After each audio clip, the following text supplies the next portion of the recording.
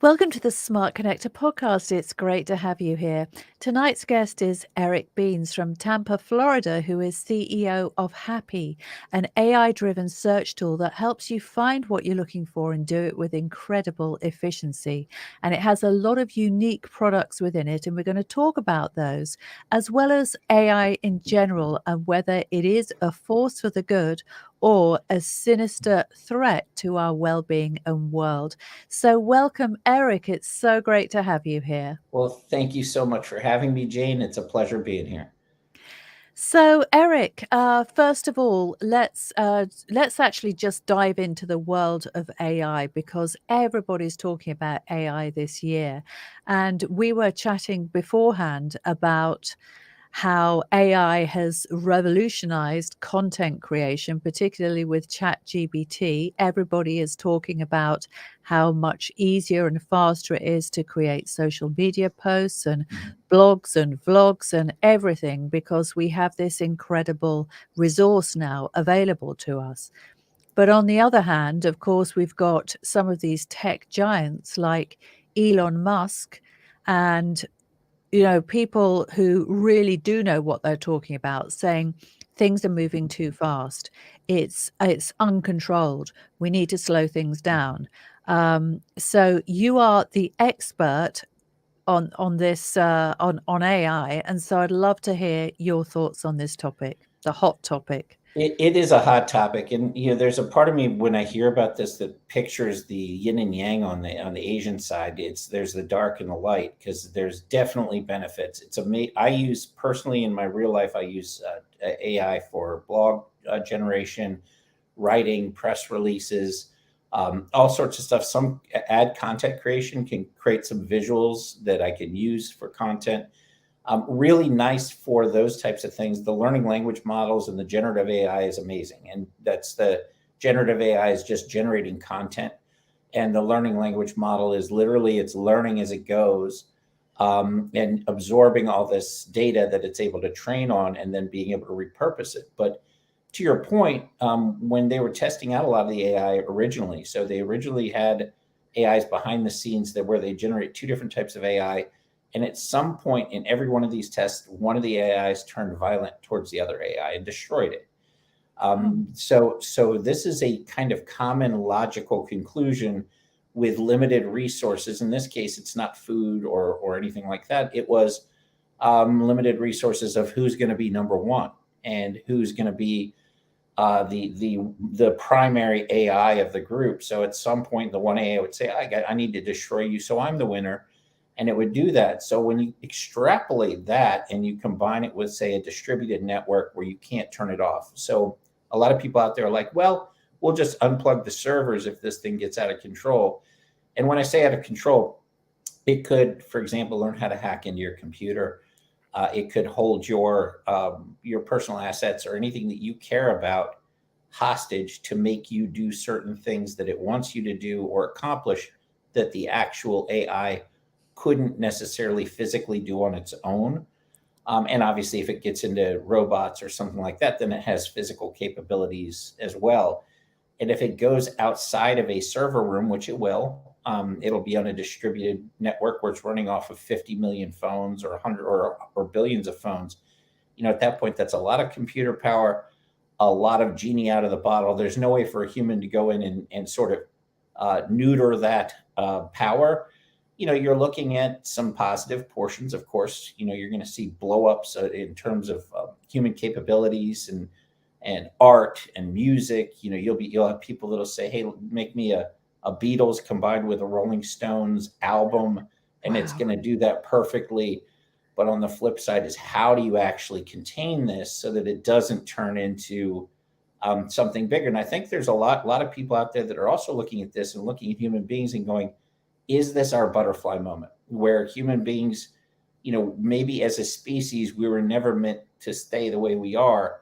Maybe we're Mm. meant to actually integrate directly with the tech and then human beings will no longer exist. And this Ah, is the bridge moment between human beings and what we were going to evolve to later, basically a digital butterfly, but probably not as pretty, I would imagine. oh It's a gosh, lot to it's think about, right? It's like I got all Yeah. these kind of doomsday scenarios and these movies like Blade Runner, and Bond baddies, and it's really quite mind-blowing, actually. Yeah, the military applications are also a little freaky. So right now they have hypersonic weapons, which have changed the game. So in typical form, if somebody wants to blow up your country, you'd have some time. Now the hypersonic weapons shrink that time down, where a large number of weapons could blow up in your country, in the United States, Great Britain, wherever, before the response time. So the military right now is going, what if we have an AI that reacts faster than a human and can launch retaliatory strikes based on what they're seeing on the hypersonic side? So if you think about now, AI would be in charge of the actual nuclear codes. What could possibly go wrong in that situation? So Mhm. there's a lot of beyond sort of doomsday scenarios, but on the flip side, it's going to be pretty amazing in other ways. We just have to we that's why I think a lot of the smarter people now are going, let's pump the brakes and really ask and assess what all the risks are and how we can mitigate these risks before just hitting the throttle and saying, I want to be first, I want to be first. The ethical issues involved here, and there are many, from dating AI, people that would actually no longer be in interpersonal relationships, but would actually be in relationships with a computer that would understand them, empathize with them. Maybe they could change what qualities they want, which is a real ethical concern, straight up Yeah. through to the military repercussions of this. So it needs to be broken down. I agree with Elon and a lot of these other people. It should really be thought through before just saying, hey, let's just hit this race, hit the gas, and see who comes out on top. Definitely. And as you were talking, I was remembering just a few years ago, probably only like 2 or 3 years ago, I was reading about this experiment. It was an AI-driven experiment with this robotic cat that they put into an old people's home, because these old people, they were lonely. We all know that old people, their spouses die, their families move away, they get lonely, and so they programmed this cat, this mechanical cat, to have conversations based on the interests of the old person. Yeah. And they found that it actually increased the happiness levels of the old person, that they felt heard and they felt as though they had some company. But there is an ethical consideration with all of these things, because they weren't really talking to a real person. Is that good or is that bad? And as you said, when it gets into the realm of, human relationships like dating and so on, then it can be pretty disastrous, can't it? Because people are not connecting with real people. They're connecting with versions of their own needs in a way. And that is the thing that's frightening, isn't it? It is, and you're seeing interpersonal relationships as they go down. So is empathy. As the advent of the internet came in and people started doing less face to face or in person socializing, their social skills are pretty much going down. Birth rates and populations are also being affected. Empathy is going down dramatically. I heard a stat, and I don't know how accurate it is, but that empathy was down 85%. Well, that's a lot of narcissism. That's a lot of negativity, and that's a lot of unhappiness. On the flip side, with the AI thing, along the same lines of what you were talking about, they're actually bringing back deceased spouses or loved ones through AI. And you can do it with, if you have a recording, if you have an image, it'll actually generate certain aspects. And the more you feed it, this is the language modeling portion. The more you put into the actual modeling, the more information has to be accurate with it. So as it starts to grow and grow with more and more info, it will actually be able to generate a fairly accurate depiction of your ex or anybody that you want to see. Maybe not your ex. When I say ex, there's a lot of people out there going, "I don't want to see my ex." Don't Yeah, do I don't that. want my ex coming Yeah, back. yeah. You can just I don't think yeah. anybody. But for the people you do want to see, and it could be some loved one, or it could be an artist one. People bringing back Elvis, or bringing back people like that they've never got a chance to see live. You're already seeing some hologram versions of that, or you could have it for your own desktop. You could say, "Hey, I'd like to see." Elvis at Madison Square Garden, jump in the VR, and you're at Madison Square Garden watching Elvis perform. And if it's good enough, Elvis could still have a conversation with you as if it were Elvis, and it could be that good. Right now, as we're sitting here, there's Drake Yeah. AI songs that were released in the last week. So the artist Drake, and Yeah. it sounds pretty much just like Drake. Ah, So real stuff, real music being released from current artists, mimicking their styles, essentially in its own way, starting to move towards making these artists not obsolete, but certainly changed forever. Because that's an mm, ethical issue. How do they get paid on it? It's not them; it it's an is. AI. So you can release 100 Drake songs for which it's modeling Drake, but Drake doesn't make a penny off of it. So Mm. there's some lawyers out there now going, man, we're going to have a field day with some of these cases because there's no case law on that either. So it opens up a brand new world of law. Now those lawyers are also going, wait, we might be replaced too, because the AI is actually replacing and passing bars in certain areas. So you can have, usually you'd go, I need legal advice. I'm going to contact a lawyer. Lawyer would charge you, give you the advice. You're still going to need a lawyer, especially if it goes to court. But for now, you can get a lot of your basic medical and legal advice right now through GPT, and it's pretty good advice. Sometimes the health advice you'll get through GPT might be better than your doctor's advice for a wide variety of reasons today. Like that's already happened where people had animals that were dying. Vet said it's over. It's time to put them down. GPT gave the solution, brought the pet back to life, and pet's as good as new. And that's happening.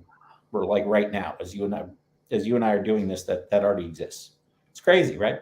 Well, it is really, as you said, there are so many huge issues, really, and it's all happening so fast, isn't it? That's the Yeah. thing. It's changing dramatically. The estimates, and I don't know that I agree with this, but I need to see the data. They say that 300 million jobs will be lost in the U.S. and in Europe, in the EU, from AI. I personally don't know that that's true. I think AI can make people much more functional and more productive. I can run a full marketing department myself in about an hour and a half a day using a lot of the AI tools for blogs and for other things that I'm doing here for reach out or for research. And it's amazing for that. But if it's making me more productive, it can do the same thing for anybody else that I'd hire or that would be involved in the marketing department and make them more productive. I look at that as a good thing. And I think some people are just going, well, because I'm able to do the job of many people, I don't consider that a lot of people that won't be hired.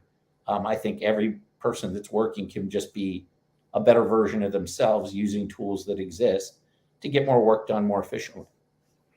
But I think what's happening, and this is what I read about the other day, is that maybe some of the younger people or the more tech savvy people have very quickly cottoned on to these tools and the time savings and the Yeah. efficiency savings, and their employers, on the other hand, they have no idea that in fact a lot of these employees, they are now doing they're moonlighting effectively, because these tools have saved so much time for them in the day that they're able to take on 2 or 3 jobs doing exactly the same thing.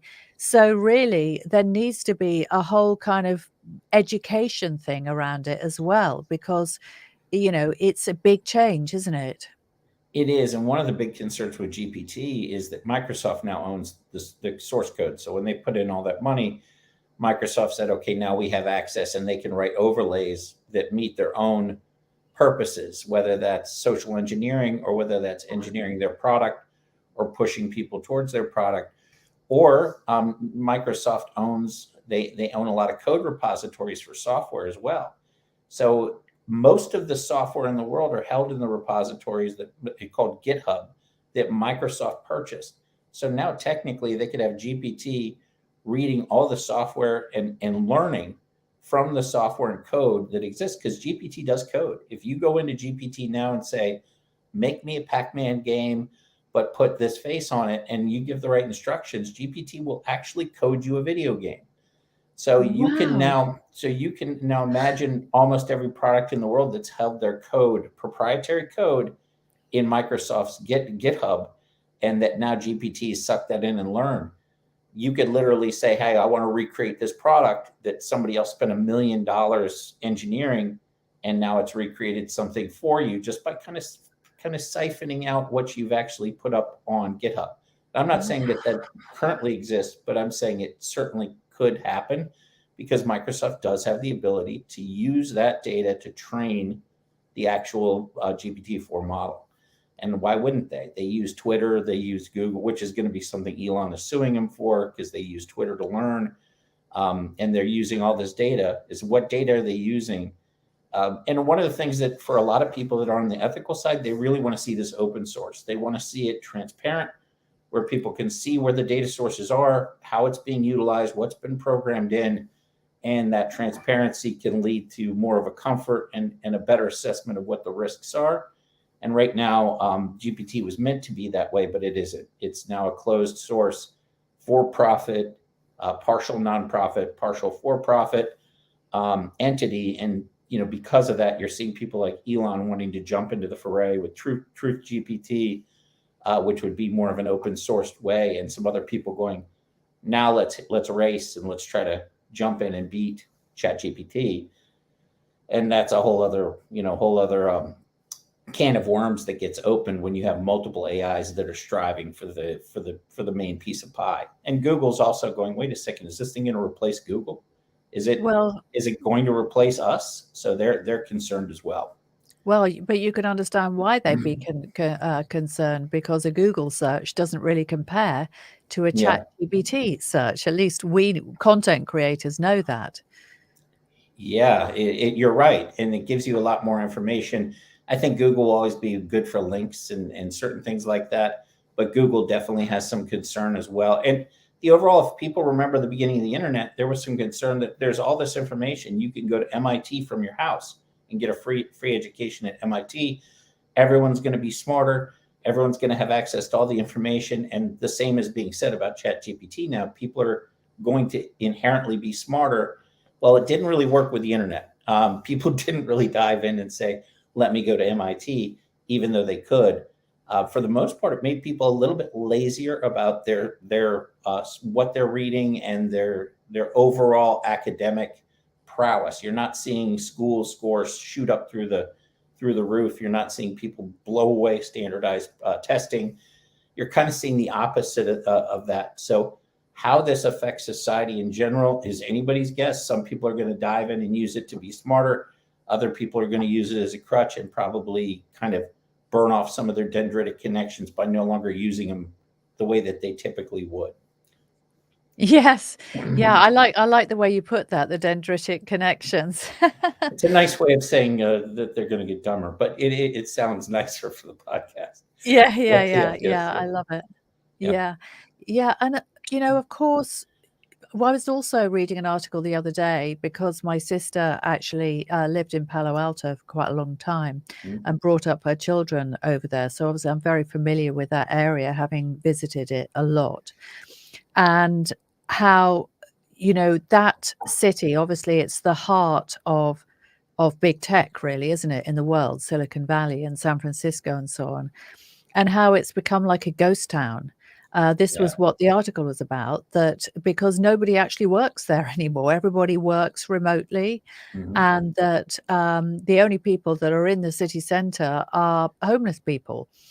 And that's a pretty scary place to be. Do you think this is where tech is actually taking us as a society? Are we all going to be sitting ultimately at home behind our screens and just not going out anymore?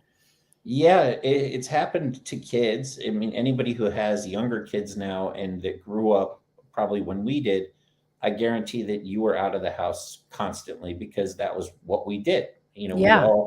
We were never home. It was like open the door, out, and come back for dinner. It's different now. I have friends who have kids that are in that early high school age, and they can't get them out of the house. They try to shove them out and move them out the house. They're like, no, I want to play my video game, or I want to, or they're interacting with their friends online. Yeah. it's a different ball game. And again, this is my old banker hat, but the commercial real estate is getting crushed worldwide for the same Yeah. reason you're talking about. You've got Yeah. all these empty buildings, shopping malls are more empty, everybody's ordering online.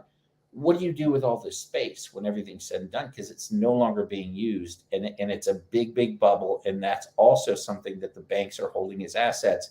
It Mhm. used to be, if you had commercial real estate, it was a premier asset.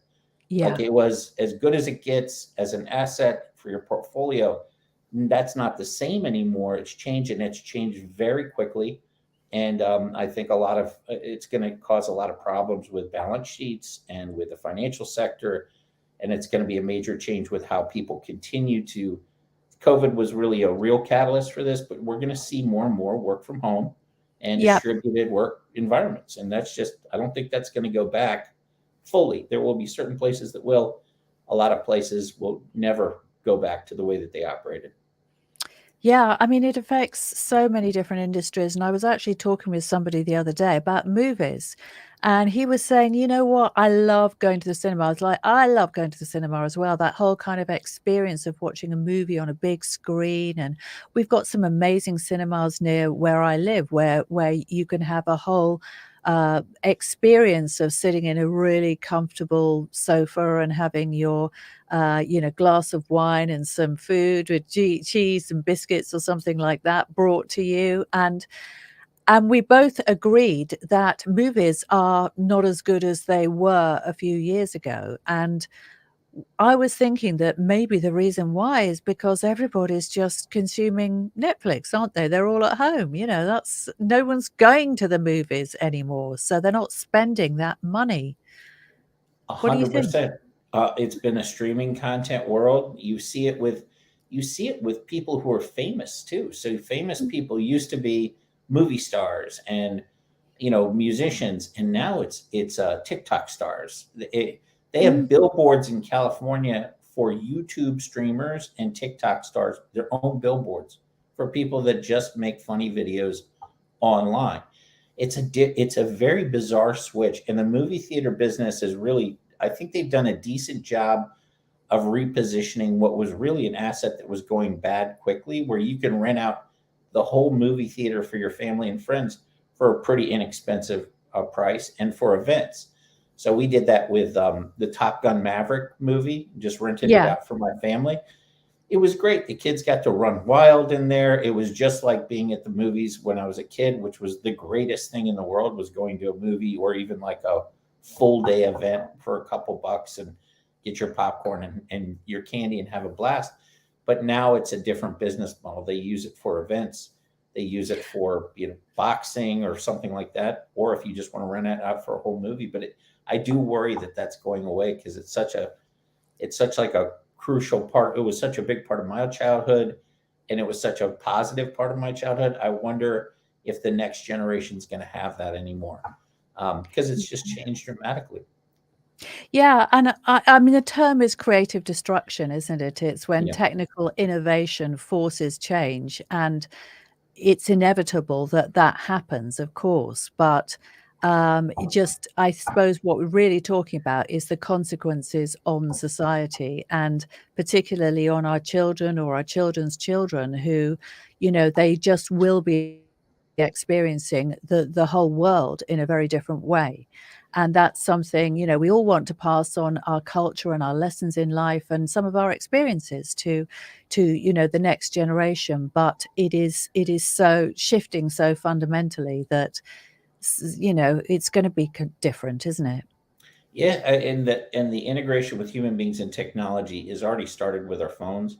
Yeah. It's moving rapidly in that direction. I know a lot of people are going, well, Meta's a failure on the Facebook side because they put in all this money and they've had to lay people off. But really, the goggles are too big right now to be an everyday wear. Where they see it really going are implantable contact lenses, so that you can literally enter or leave the virtual world or non-virtual world and or be actual tied directly into your technology 24 hours a day, 7 days a week. So if you're going to go to a movie, you meet up with your friends virtually, you go into a virtual movie theater. It's exactly like what we would remember. Everybody sits in the movie theater, you watch whatever you're watching. If you decide you want to go to a bar or you want to go see a live show after, you do it in a fake world. And the technology right now for exactly what I'm describing is pretty remarkable. And it's only going to get better. But eventually, will human beings even exist, or are we just going to be completely programmed into machines that pull our memories and try to make us semi-human? And if you watch what happened with Elon the other day, talking about his conversation with Google CEO, that's exactly Google CEO called Elon a humanist, something along those lines, as if his pro-human stance was an outdated stance, and that humans need to just sort of let go and just morph into something different. So I think that's the direction we're seeing, and it's moving very rapidly. A lot of people are going, come on, we're not going to move that quick and become fully integrated in tech. Between Neuralink, which is what Elon is working on, and some of the projects Google's working on, I think in 20 years, humans will actually be tied directly into some sort of Neuralink type piece and be directly integrated with tech. As opposed to carrying it Wow. in your hand, it'll be a direct integration. And that's, again, you talk about ethical issues, or what could possibly go wrong there, right? But Ah, it could happen. well, I mean, it could happen, but that does mean, as you said, direct integration with tech. It means we're not human anymore, right? Correct. I No mean, more really? feelings, no more emotions, no more anger, but no more happiness. You're just sort of a logical, technological robot of sorts. I like being human. I like the tears. I like the happiness. I like the frustration. If all that goes away, and again, empathy's down dramatically, that interpersonal relationship portion goes away, you're no longer human. I can't imagine that being a good experience in any way. How can you be fulfilled? How can you feel accomplished when you're just running all your thoughts through an AI that's giving you all the right answers, but you're not actually figuring it out yourself and having that feeling of achievement? So it's a bizarre thought. It certainly isn't an appealing thought, especially for people that aren't in the new generation. It's actually horrifying that it's going that fast in that direction. For me, when we incorporated AI into our product, it was, how do we do it in an ethical way? It was an Yeah. absolute concern. It was for pictures and it was for search. So if you want a picture of your grandmother and your dog, grandma, dog, mountain, boom, there's your picture. Or if you want to say, hey, I need information on, this topic. For me, a perfect example would be search. I've said so much back and forth on with the word search. The word search appears in everything. So to narrow it down and have it use the neural language processing to give me contextual search results for search within the context of how I'm going to design search is a whole different thing than just putting in the word search and just getting thousands of results. So using it ethically to hone in and give you actionable items, as opposed to, I want this thing to run my life. We just said, hey, let's use it for images, videos, search, and nothing weird. That way it's not going to, turn into some sort of, well, the HapPhi AI just told me that I should leave my wife, which has also happened in real life. The AI actually told somebody who was interacting with it that it should leave his wife and be in love with the AI with Bing. That happened. So we're trying to keep ours very limited so that we don't have any weirdness like that happening within the parameters of the product. Yeah, well, I mean, that's a really, really good thing. And as you said, it's a very important consideration. You're clearly a very ethical guy. And so, you've invented an ethical product that is not dehumanizing us. Because I think what we've talked about a lot is the dehumanization potential, really, that comes from AI. So, what I'd love to do, Eric, is just talk a little bit more about HapPhi and where you got the idea from, what exactly it is, and how people can engage with it. Sure. The idea came from being angry and lazy combined. So so it sounds frustrated.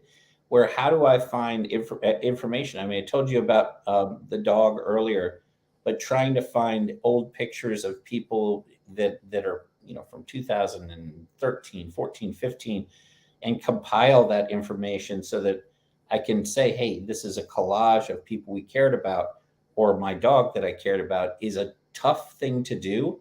And being able to have a simple way to do it is the best. So for my team, the big moment for where they finally understood where I wanted to go in my brain is we've been talking back and forth about filters and about how to show the data and how this should be actionable once you find it.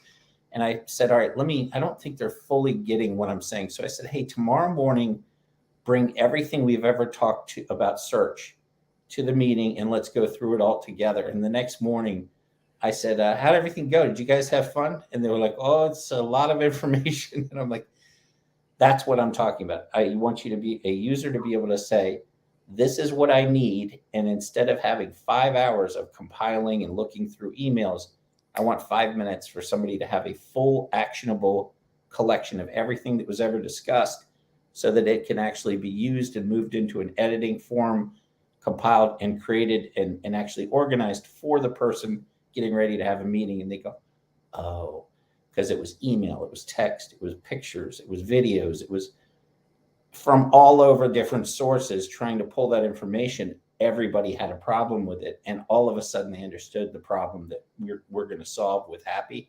And that was the game changing moment where they're like, okay, we're going to fix this. It's no longer going to be a hodgepodge of data and let's just get lucky with a search. We're going to create something that pulls it all together and lets the user find it quickly and then use it for what the purpose they need it used for. Well, it sounds absolutely amazing. And can people access it right now, or is it still in development? I could have launched it 6 months ago, but I'm pedantic and a real pain in the butt. So I want it to be perfect, and so we're launching in July. And, for me, yeah, it goes back to, again, there's a lot of software theory out there where they say, let's get it out and deployed with rapid development or agile development. And I've read all the books on it. And I understand the logic, get something out, listen to your customers. I don't believe in any of that. I think if I know what I want, the other people may not know what they want until I show it to them. It has to be right. And it has to be something that when they see it, they know right away that this is going to change their life and it's going to make their life so much better. And that's what inspires people, not getting a product out quickly that's sort of marginal or average. There's too much of that out on the market. There's so much software out there that's just uninspirational. So I want the first people that come in and use our product to go, oh my God, this is amazing. So I'm putting in that extra time, going to take as much, thank God, no investors, take as much time as it takes to get this thing perfect. And when it rolls out, I think a lot of people are going to go, this is what I've needed, but didn't know I needed it. Yeah, I think that sounds great. And, there's a lot of pressure. Obviously, the world is speeding up to get stuff out and Yeah, for things to be out there rather than perfect. But it's a bit like a slow cooked gourmet meal, isn't it? correct. Yeah, Yeah. that is a great analogy for me because I'm technically a TV chef too. So the Oh, cooking has to be the cooking, and it's always the extra hour of making sure that the vegetables are marinating in what you want, or the meat was marinating or spiced properly. It's a little bit of extra work for all those little pieces of the meal. Even if you're making a burger, to make every little piece of it that much better. And when it comes out and you've taken that extra care, it's a much better burger. It's a much better product. So that's the same concept, that you have to pull these components together like ingredients. You have to do your chef work to make sure that it's a beautiful and delicious, satisfying, and much easily digestible product. You don't want anyone to choke on it when they take a bite of it. And all that comes into play to be able to have a nice gourmet experience. yeah. And of course, that's also what's going to build those early adopters, that little army that you have of raving fans who are then going to go out there and actually tell everybody else how wonderful it is. So I'm Yep. I'm with you on that. Yeah, I'll send you a link when it's ready so you can get in and play with it, Yeah. and get you a free account to play and see if it solves some of your problems, because I love your Uh, feedback. yeah, that sounds absolutely amazing. I would absolutely love that. So Facebook user love a good burger. Yeah. Yeah, I think we all do. We'll have to Okay. ask ChatGPT how they would make the perfect burger and see how that comes out. Yeah, See if it's that would be very, very interesting. right. Yeah. So Eric, what's on the cards for you next? I mean, obviously you're gonna get this out, but what phase are you currently focusing on right now? What are you doing sort of day to day? Well, building the website for domain authority, so backlinks, blog posts, making sure that all the blogs are actually registered in Google, in Bing, because pay-per-click marketing is so expensive. And if you Mhm. do a good job on your SEO and you have your proper things in place, you can save a ton of money, not having to do paper search, and then also getting involved with Product Hunt, with a bunch of these different boards or networking groups of entrepreneurs, because it's so nice to have people that have gone through what you've gone through and that support each other. The one thing about those is they don't really care whether the product's good or not. They support each other just because everybody's involved.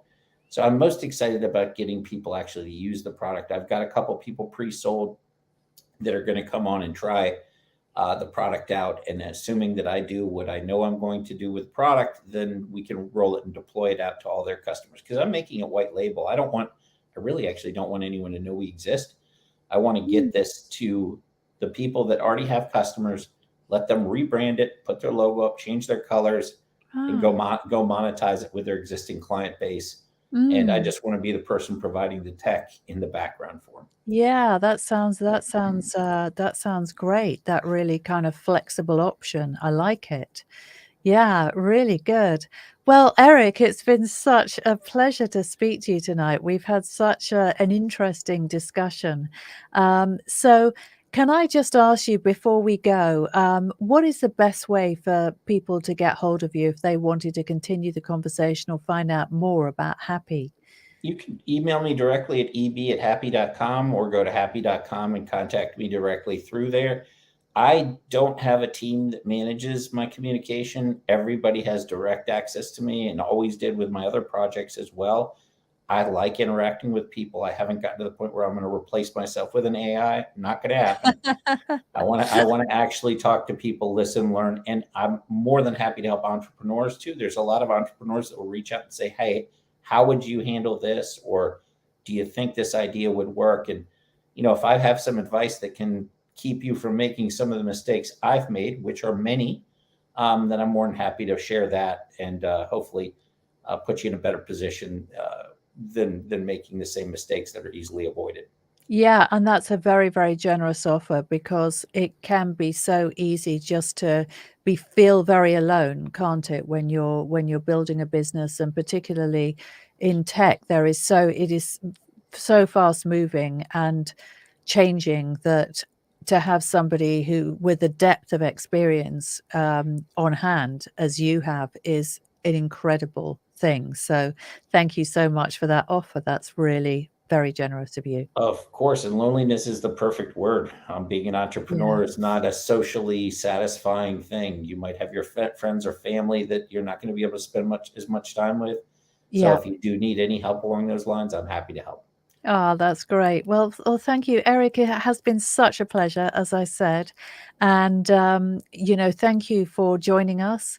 And if anybody is over in Orlando, check Eric out. That's where he's based. So, yeah, thank you very much for joining us. And Thank, I'll look forward to seeing you again soon, I hope. thank you, Jane, and give your dog a pet behind the ears from me, please. Oh, Thank you. yeah, yeah, well, he didn't crash in tonight. I had to warn Eric that there might be a moment where I had to put it on silent because he does sometimes like to come in and join the conversation.